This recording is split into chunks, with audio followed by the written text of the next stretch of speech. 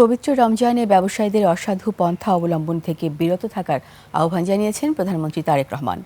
লক্ষ্যভিত্তিক এবং সুনির্দিষ্ট পরিকল্পনার মাধ্যমে জাকাত দেয়া হলে 10 থেকে 15 বছরের মধ্যে দেশের দারিদ্র্য বিমোচনে কার্যকর ভূমিকা রাখা সম্ভব বলেও জানান প্রধানমন্ত্রী। বিস্তারিত আকবর হোসেন সুমনের রিপোর্টে।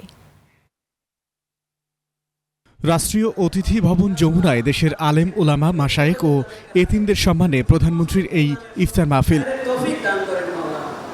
ইফতারের আগে বৈশ্বিক পরিস্থিতি তুলে ধরে ব্যয় সংকোচন ও কৃচ্ছ্রতা সাধনে সরকারের অবস্থান তুলে ধরেন প্রধানমন্ত্রী তারেক রহমান। বিভিন্ন পরিস্থিতির কারণে যেমন গ্যাস, বিদ্যুৎ, জ্বালানি সহ বিভিন্ন ক্ষেত্রে ব্যয় সংকোচন এবং কৃচ্ছ্রতা সাধনের অংশ হিসাবেই এবারের রামাদানে আজ এবং গতকালের ইফতার মাহফিল সহ মোট 2টি ইফতার মাহফিলের আয়োজন করেছি আমরা।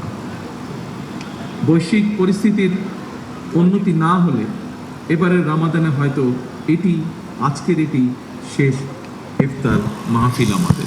রমজানে নিত্যপণ্যের দাম বাড়িয়ে দেওয়া অসাধু ব্যবসায়ীদের সমালোচনাও করেন প্রধানমন্ত্রী। পবিত্র রামাদান ত্যাগ এবং সংযমের মাস, রহমত, বরকত, সংযমের মাস।